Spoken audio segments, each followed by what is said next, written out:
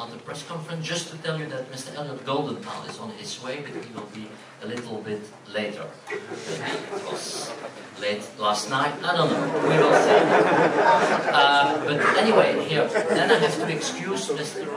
Howard Shaw, who was coming again too, but at the last minute he has to change his travel plans because he had to go in a rush to New Zealand to work on the score of the new film by Peter Jackson, because I think that's maybe the only good excuse somebody can give not to come to this festival for the World Soundtrack Awards ceremony tonight and concert. And this is the press conference and the meeting with all the fans of film music to celebrate this important evening. And now, of course, it's time to introduce my distinguished guest. You have seen and greeted Mr. Hans Zimmer. I think he doesn't need any introduction. Anybody who has seen movies in the last 20 years knows and hears the name and hears music when we say Hans Zimmer. Then, on my left side, we have a composer, a brilliant composer, new composer, who won last year the Discovery of the Year award with his music for the film The Single Man, Mr. Abel Korzenowski.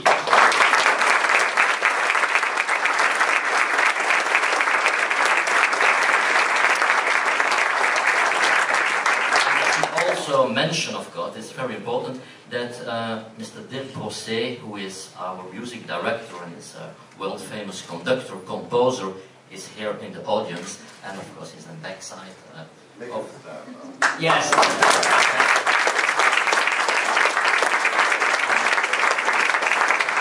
And as usual, he will conduct brilliantly the Brussels Philharmonic tonight.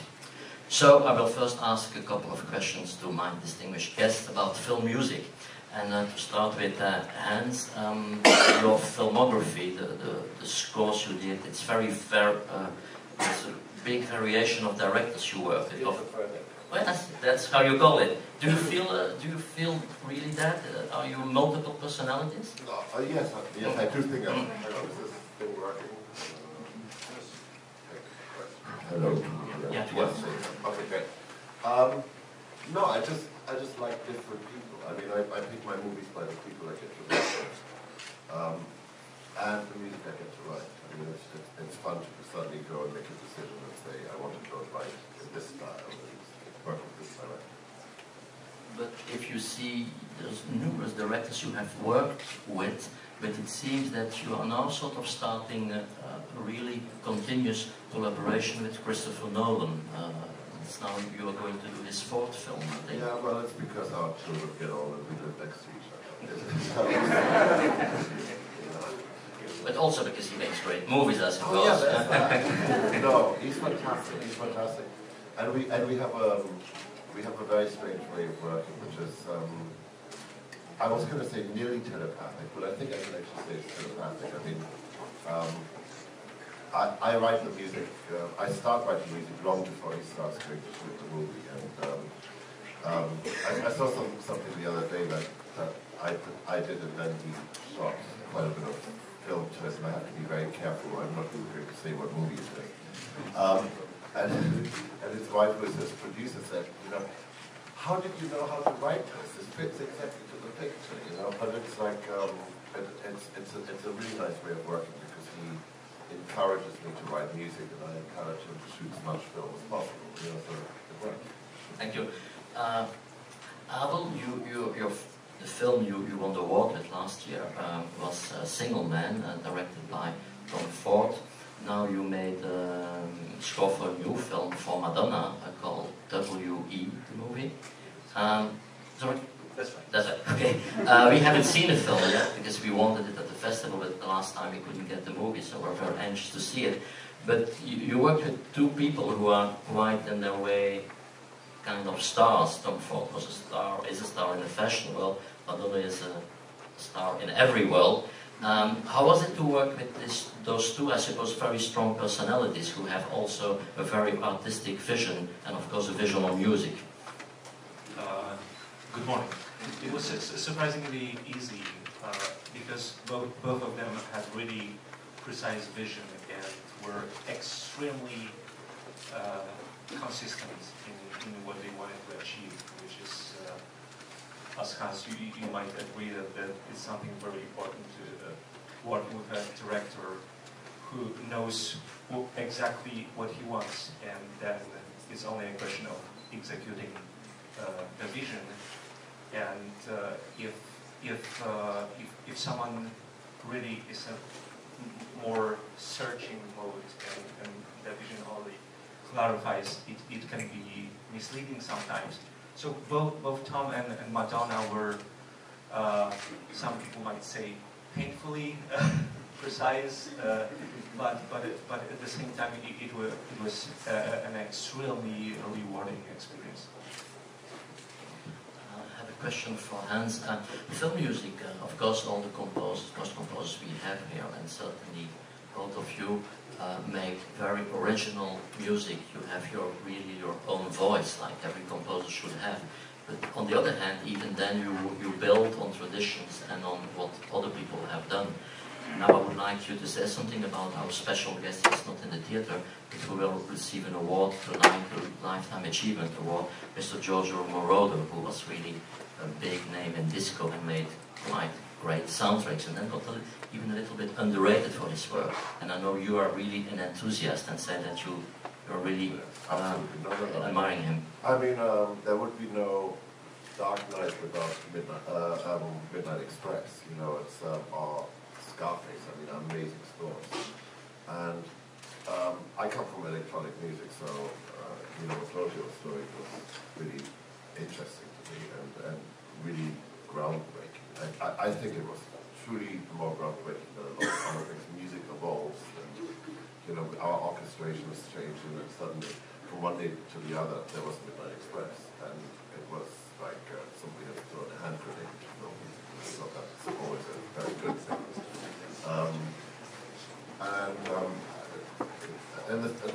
I think the thing never to forget is, you know, that Georgia actually comes from a great melody background, and all those scores, even though everybody remembers the I mean, everybody knows that, you know.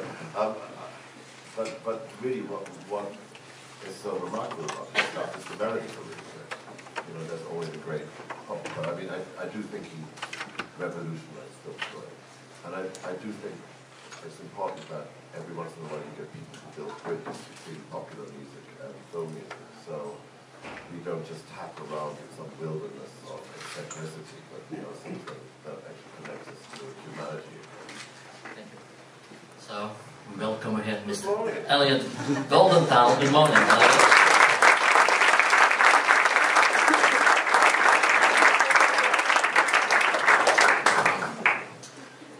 You're here, I will immediately attack you with a question, if you don't mind. You are one of those composers who, in his career, you feel that you like to work and you succeed working with the same directors again and again, even if you do other works too. For example, you made the scores for all the films of Julie Taymor. There are other reasons, but there are certain artistic reasons. And you had a very long-standing collaboration with Neil Jordan. Can you talk about how important it is for a composer to have that knowledge and maybe friendship and understanding, working relationship with the director? Yeah. First of all, when you are lucky enough to work with directors like Joel Schumacher, the 3 movies, Michael Mann, two movies, Heat, and also recently, Public Enemies, Neil Jordan, at least 5 movies, Julie Taymor, 4 movies, something like that, 5 movies.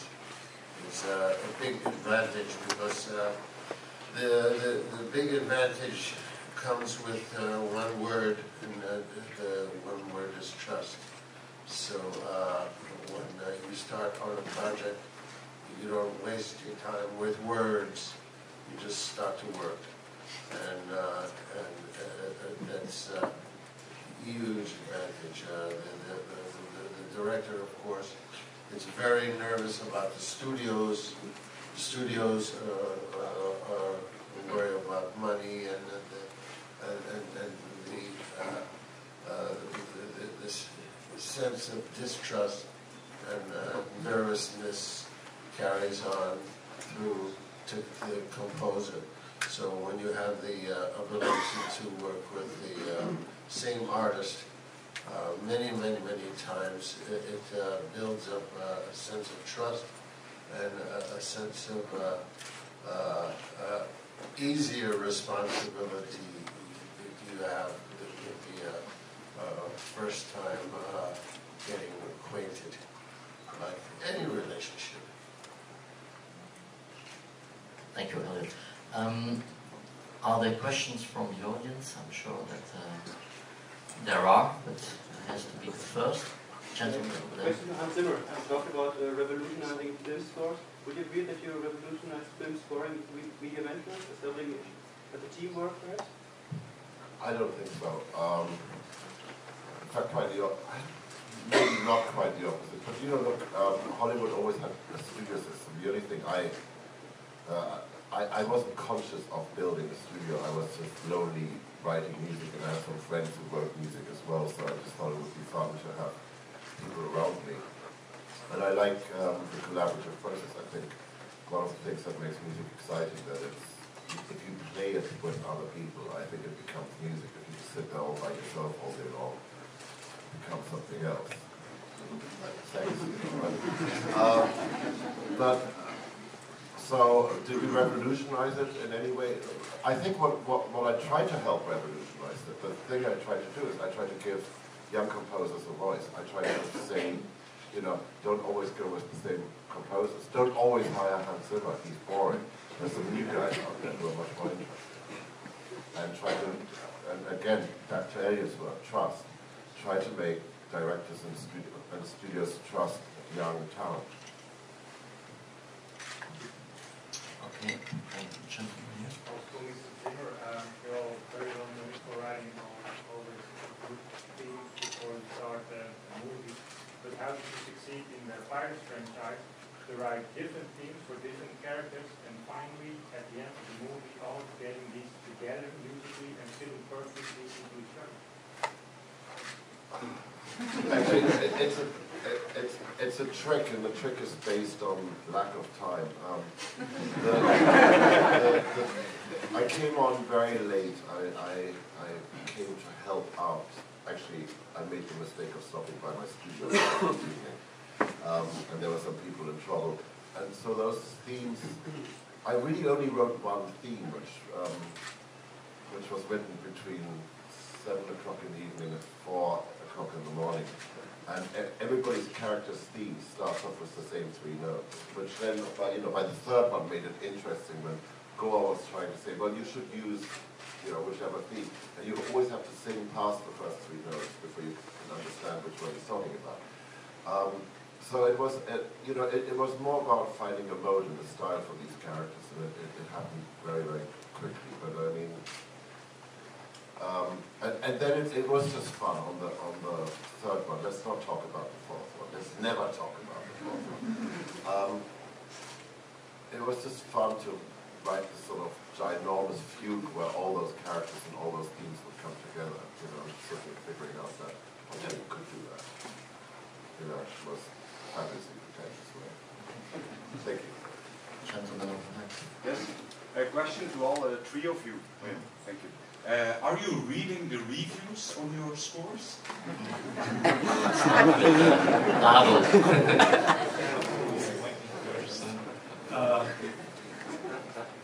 Yes. And I do also Google. This is where it goes sometimes very unpredictable. Is because obviously what people say on the internet is so wild sometimes, and then I would like sometimes say, oh come on, it's not this way, it's but you can't really, obviously, and Yeah, but I think feedback from the audience is one thing that I really like, and I need personally.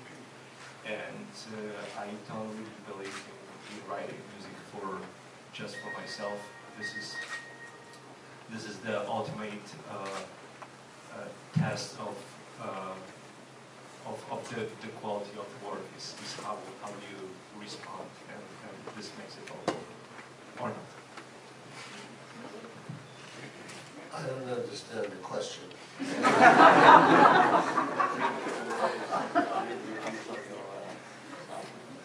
Reviews. All the reviews, there are specialized. No. It was if Beethoven or even the worst composers had read their reviews, there's no sense of progress. You know in your heart, you know when you feel that you accomplished something that gives you a lot of pride in your own work, and leave it at that.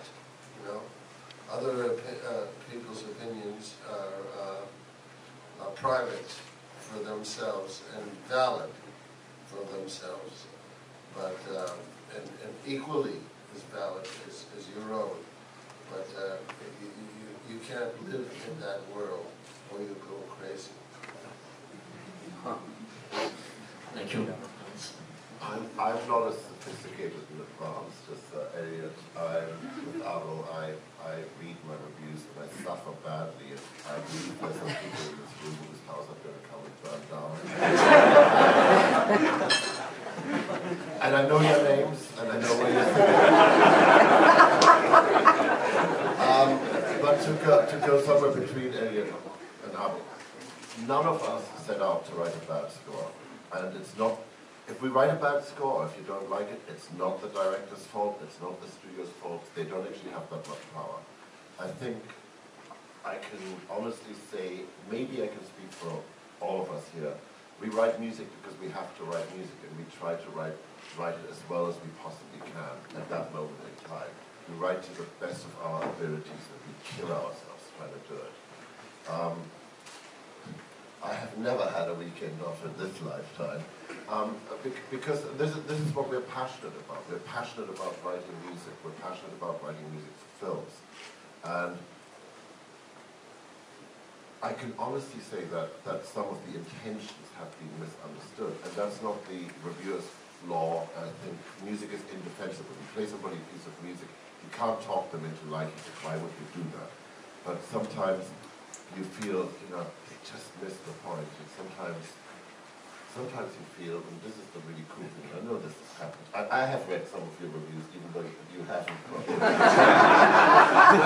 I realize you're ahead of the zeitgeist. Just by the time it took the reviewer to write this thing, and the thing that, and you can see this in when you look at critiques of any composer of the past, I mean Strauss, Beethoven, Mozart, you see sometimes it takes the world a little time to catch up with the intention of the artists, what the artist gave you, and that's the whole point. We are supposed to be ahead. We're supposed to be doing things that might not be understood at that very moment in time. And sometimes that makes for bad reviews. But I don't think there's no composer I know who gets out of bed in the morning because he wants to do dodgy work and wants to be lazy about his work. They wouldn't be composers. They're passionate people about their work. And they have one life, and in this one life they want to write good music. Okay, gentlemen.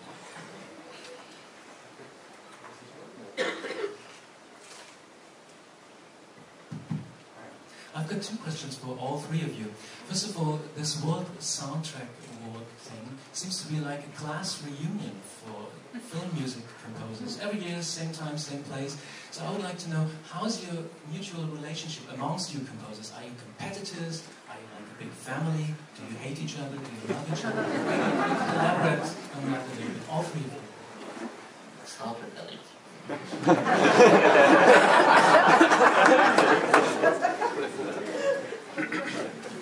Thank you. There's enough work in this world where there is personal work, where you don't get paid, and you could have put it in the drawer, and 50 years later someone plays it. So it's not a question of that. I think it's not a problem for us. No.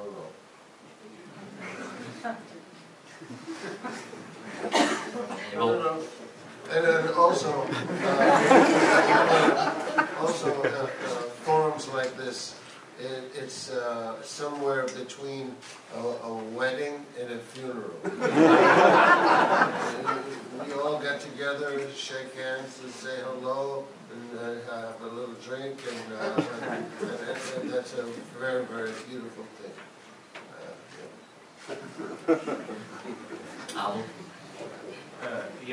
I can say something about competition as a composer entering the stage and building my career, and it's really I don't think that many of us perceive ourselves as competitors very much, because it doesn't really mean that if Elliot didn't get a movie, I would get it. It depends on so many things, the studio executives, directors, producers, that really it is the last thing to be jealous of someone else getting the job, and eventually it's rather more about admiration if someone manages to actually do something right for the movie, and sometimes it's inspiring and makes you think, wow, how could this be done, and can I do better? So it's more of that, I think. I'm a fan of these two gentlemen. That means that sometimes I feel very competitive with them. I mean, I remember hearing Elliot's Alien score for the first time and going, how did he do this? How, okay, I better get my best game face on, I better try harder. And so those sort of things are good. I think that's partly what advances music, it's just listening to my colleagues who I respect and going, bloody amazing. I mean, that's as simple as that. I'm a fan of film. So, well, I'm a fan of music. But it's hearing the work of others which makes me try harder. Yeah, I have a question for all of you. You all have experience both with Hollywood big production as well as more independent films, for example. So I was wondering, is it possible to learn something from one to the other, and is it important for you both to stay fresh as a composer? Let's start with.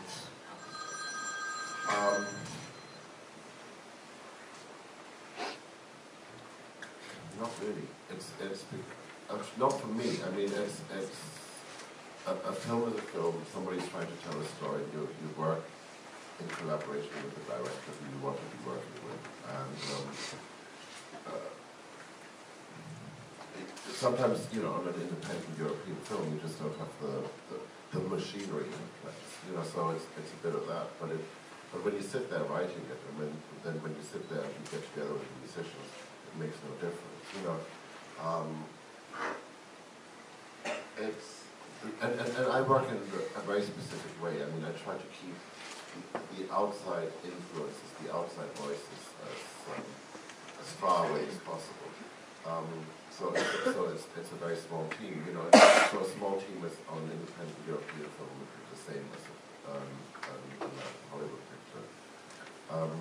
And I try to always ignore the pressures of oh my God, this thing has got to be a blockbuster, because I've worked on enough once where everybody was saying this has to be a blockbuster, and it just went straight to the toilet. So, you know, and I worked on a small independent, but Driving Miss Daisy, okay, it wasn't quite a small independent film, but who would have thought that that movie would become as big a success as it did? And I didn't take it on because it was going to be successful, I took it on because the story meant something. And the people I was working with meant something. Elliot? I think it always helps in music or sports. Now it's rugby playoffs. I think All Blacks are playing France this week. But for each athlete and each composer, it's very important to stay within oneself, because that's the only way. That's the only way to look within and collaborate with one's director. And if you're continued to invited on continue the process of the film, that's fine. If they hate you, you leave the door. But it's most important to stay within yourself. Thank you. I think it's always more about people who you work with, and because working on a bigger movie can be a really pleasant thing, and working on a small movie can be very difficult, depending on who it is and what is your relationship with the director. The thing that really matters to me personally is how much collaboration is how the communication goes, and can I have a chance to actually work with someone in the same room, as opposed to over the phone, for example, or via Skype, which unfortunately happens, at least for me, quite often. That when a director is in another place, this will be conversation about music on the phone, and it can be very, very difficult. And sometimes it's talking about things that we don't see at the same time. And I think the film, it is an art, a collaborative art, and it is important that many people contribute. But I still think that the essential relations that people have actually working together in the same room, not only on the same project, but in the same room, meeting together, talking together, is just a better recipe to make something work. Just one little question on that. Abo, for example, working with Madonna on her new film, did you have the feeling that you were only working with the director, or were you also working with somebody at the same time very knowledgeable in music, who is a show business phenomenal, or did that all disappear and she was just a director working with the composer? Good question, yeah. Actually, talking about the conversations on the phone, I was also thinking about Madonna, because we had quite a few of them. She was constantly somewhere, mostly in New York. I was in Los Angeles, so the phone was necessity, and she was at the same time editing sometimes, and I didn't know what to expect of her. Will it be a strange collaboration when I'm hired as a composer and she has this mega star attitude, and will she wants to write maybe music? But it didn't happen. It really was a relationship as with any director. She was fully the relationship with collaboration. For example, on a movie I did early on with Gus Frenshand called Drugstore Cowboy, he insisted on being in the room the whole time I was composing, sitting right behind me. And other composers, for example, Neil Jordan on one film, Interview with the Vampire, we only had 3 weeks and I had 2 hours to write the music. You had situations like that. There's no time for interaction. So there's no one formula, and then there's no correct formula for that set of circumstances. Hans? No, I have the same experience. I have a couch in my studio for my directors, and I've had, it's actually called the Jim Brooks couch, because I've been working together on this gigs, and I had no idea how to do it. I had no idea how to write the Jack Nicholson character, and after weeks of procrastination, I finally said to Jim, what are you doing this weekend? Are you playing me something? I'm saying, no, I'm not playing you something. Just come by, let's just look at the movie together. And that was like on a Friday evening, and he sat down, and we just started looking at the movie, and I just started playing ideas, and he just stayed through the whole process of writing. And it was actually really nice, because after all, he had written the screenplay. It was so much his work. And he never had to say anything, but I knew, instinctively by having him in the room, if I was heading the right way or if I was heading the wrong way. Because all good directors have one thing in common. They try to cheer you up. They know that you are vulnerable, and they know that, I don't know, I'm just talking about myself, but most of the time I'm, writing from desperation and going, oh, I have no idea how to do this, I'm completely lost, etc. And you need to have somebody who, even without saying a word, but sometimes is just there and steers you in the right direction. And that's why the working over a telephone or working over Skype is impossible for me. I need to be in the room where, sometimes, in the old days when we had film, I would just go in the cutting room when I was lost and just sort of mosey over to the film and just touch it. And you would go to the cutting room, not even to talk to the director, but you see all the assistants, you see everybody doing their thing, and somehow there was a point of view that, it got you back on track. Everybody was going in the same direction. And it's for me, it's very helpful to have that eye contact, which is smell the sweat of fear in the cutting room. All helpful. Mr. Zimmer, you already spoke about passion for the music. Is there a score made by somebody else who all three are very passionate about and makes you really want to shout? I don't know, we'd have to talk about it. You're saying, what's your favorite score? That's what you're saying. And made by somebody else? Yeah. Because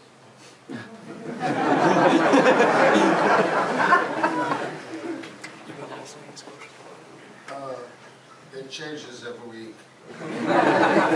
But last week I was watching Godfather 2, and I was amazed by Nino Rota's ability, as well as the Francis Coppola collaboration, and how he weaved the score in so many ways.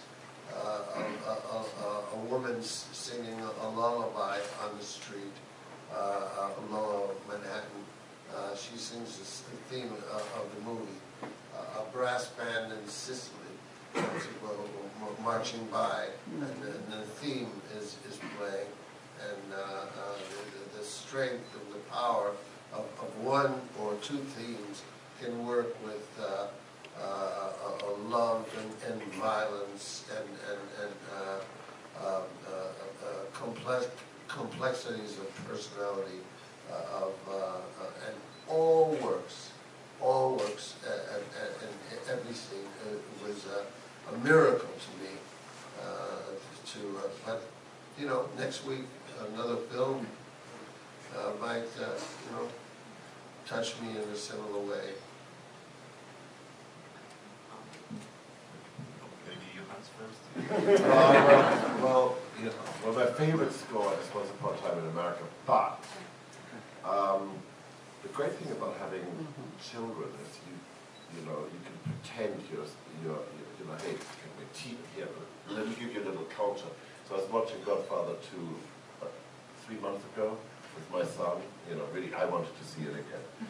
And the thing that hit me, just the audacity of how it starts off on that solo trumpet. I mean, no accompaniment, just believing in your theme, and having the strength of believing in a theme like this, just, yeah, it made me think, Actually, I think that Nino Rota turns out to be the answer for all three of us. Because when I try to explain to people why they should care about film music, I always say that imagine Godfather without Nino Rota's music, and that it would still be a great movie. It would miss so much at the same time, and this is just something that which reminds me, what can we do for a movie if we're only allowed to do this, and if we are allowed to include a theme in a score, in what we write, and this is something very, very important to me, to have a melodic theme. I'm never happy if music is only rhythmic. I need this identity in melody for me personally, and this is something that gives another dimension to every movie, and this is what we do, I guess. A question for Mr. Zimmer. It's about a piece of music from Gladiator which we know you very like, Am I Not Merciful, and that is somehow linked to other pieces, emulation from Angels and Demons, and Watch the World Burn from The Dark Knight. For Am I Not Merciful, how do you approach this way of Passacaglia writing, and how does it feel when you discover these classical ways of, theoretical ways of writing? Well, when I wrote Am I Not Merciful, I didn't know it was a Passacaglia, because I didn't know what that was then. Actually, it was James Newton Howard who said to me, oh, that's a Passacaglia. Okay, oh, yeah.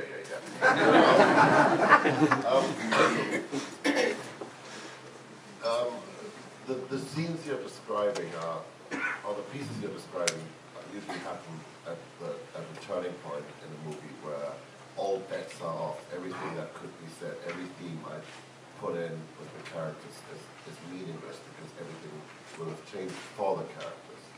And I think I like these meandering things which sort of, there's a lot of stuff like that in Thin Red Line as well. It's just maybe not quite as passionate or whatever, but the idea of something that meanders and just sort of develops and has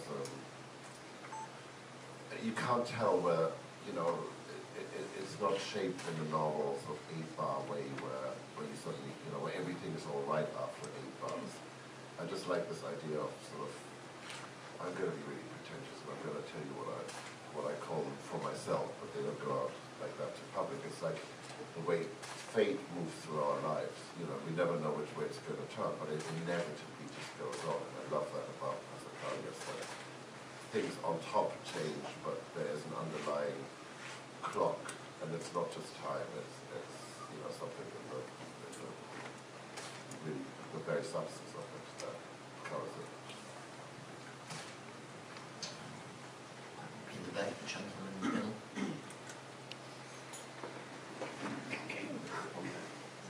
Good morning, everybody. I wanted to ask again all three composers if they're actually, Mr. Zimmer already kind of anticipated my question, if there's a particular film that was particularly challenging to score. Thank you. Abel.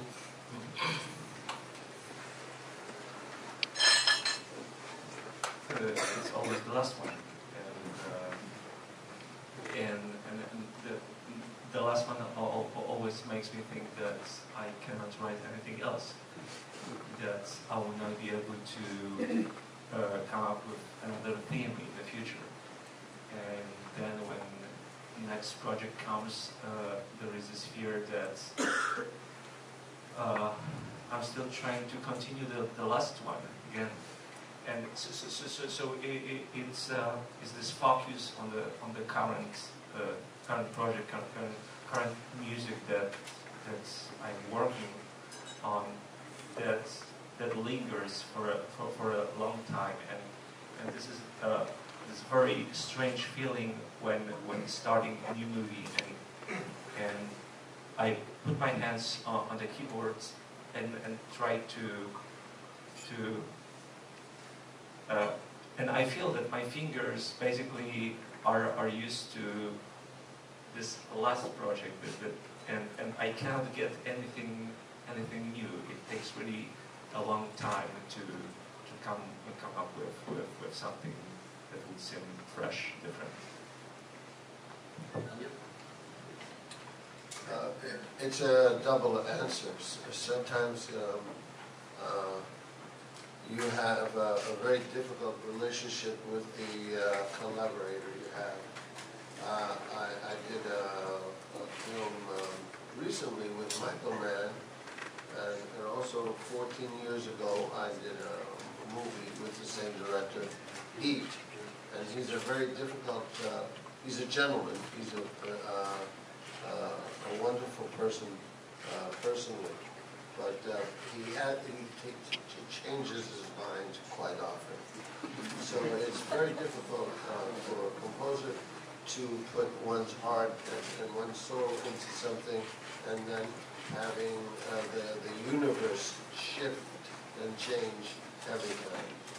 And that becomes very difficult and very frustrating for an artist. But the most difficult project I worked on was, I think, Titus Andronicus with Julie, because Shakespeare, none of his characters are very clear.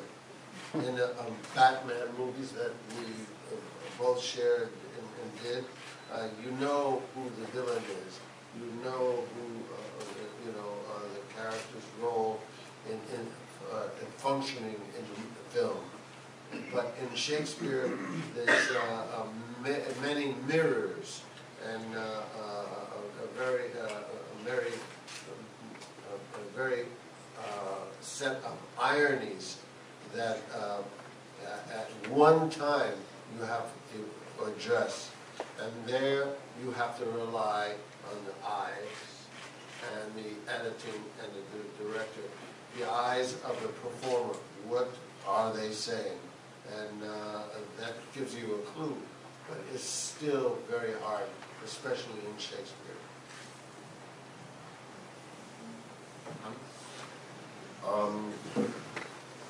Actually, I love what Arbor said about the way, from your last project, when you start the next one, the last project is still under your fingers. Actually, John Powell said to me recently, we were both working on a movie together, and we were writing themes, but they weren't all that great yet. And John said, we just don't have it under our fingers yet. It takes a little time to get it under his fingers. And one of the things I do, which is so stupid, but when I start a new project, I actually sit on my hands for a long time in front of my keyboard, because I don't want to go and play where my hands will automatically go, which will be that last project. But the worst collaborator I have is myself. I'm the one who truly drives me crazy.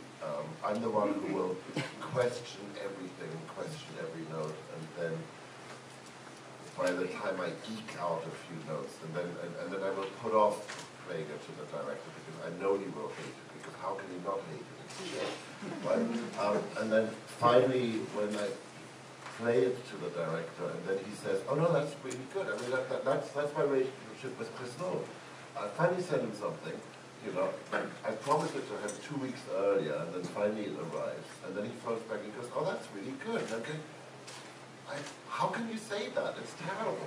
So I go through this whole thing, right? You know, but weirdly, by the end, there comes a moment in the process. I don't know if this is the same for you guys, where I inhabit the movie, where the movie is me. I can't put a thing wrong, and I just love getting up in the morning and getting into this thing, because now I know what I'm writing about, but I would never be able to put into words, and I can only put it into music. But I become the movie, which sometimes leads to problems at home, you know. Funny that you mentioned sitting on your hands, and because I do the same. Sometimes I'm tired of playing, and we just sit there and, okay, which key should I press? You know, and just silently thinking to yourself, this and now, would this make sense? You know, and there's really, after a moment, there's not a key on your keyboard that could be pressed and it doesn't make sense anymore, because we don't usually, we don't need to play something to imagine, so sometimes, so maybe we can anticipate that what we're about to play is going to be worthless, and it's really frustrating. When you're composing films, it means that you're not in the room with the audience normally. But now you're playing the music live today. What does it mean to you? What's the difference? Abel, that's an interesting question.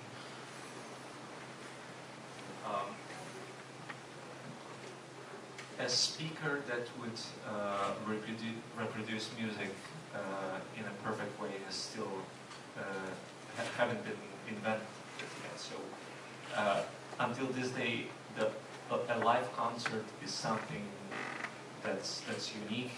It's the moment when you can actually feel energy that is not there on a CD, and especially it's not there on an MP3.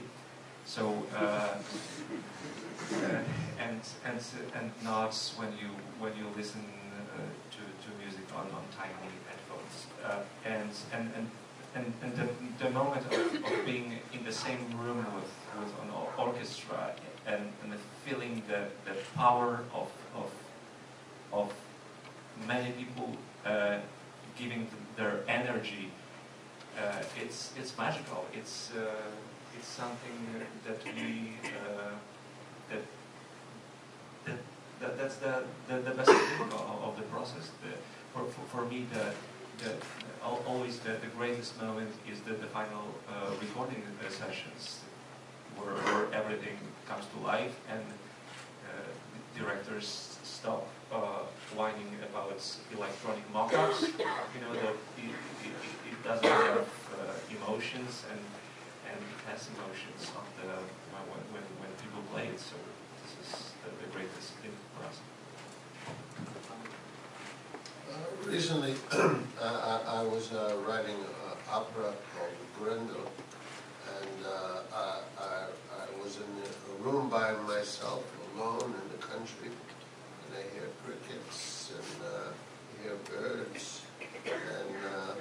and I noticed that a mice walked across my fingers, and they're literally 3 blind mice walking across my fingers on a keyboard. And I realized I'm never alone. So the answer is, if you're in the studio you're never really alone. There's someone, but however, for a live concert, it achieves it's a different goal. You're not composing for something that's moving in another a dramatic way. You're putting notes together to move the audience and to make the brain of the audience move along with the music in a totally different fashion.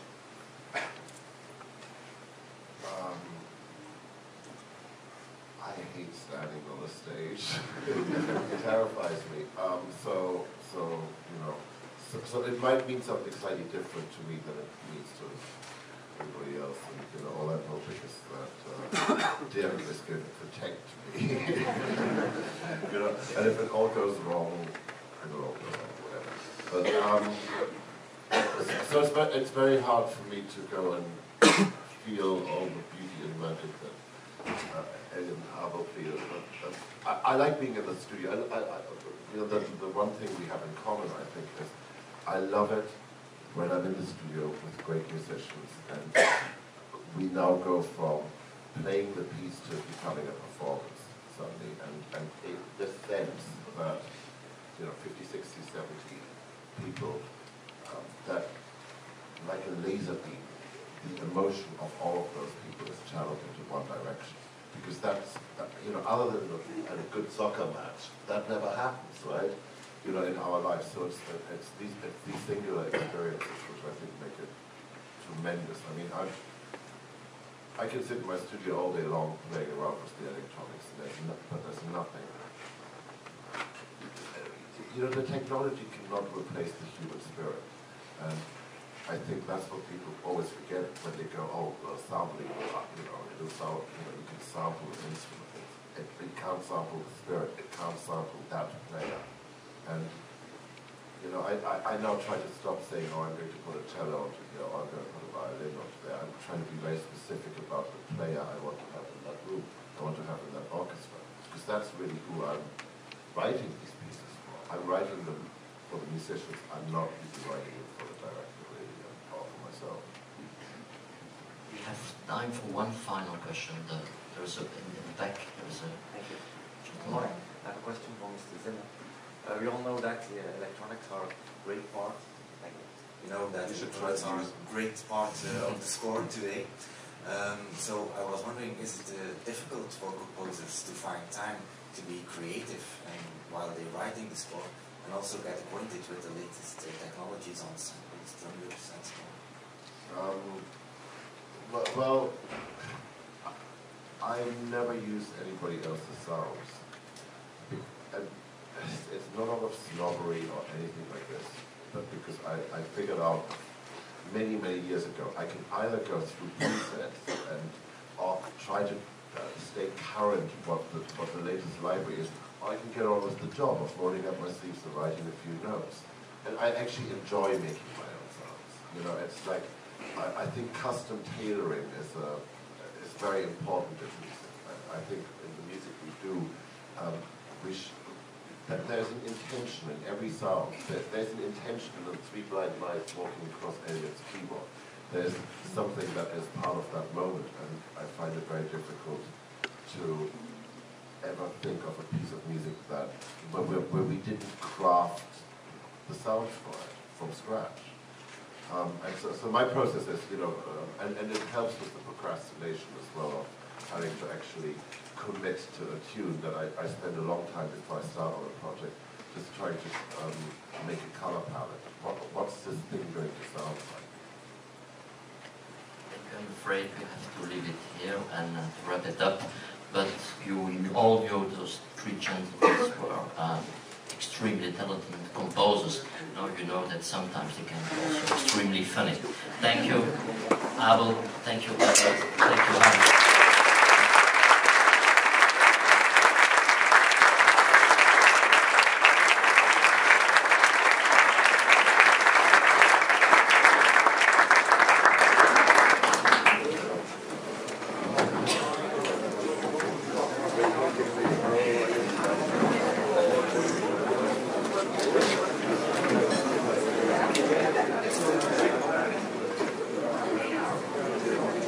That's good.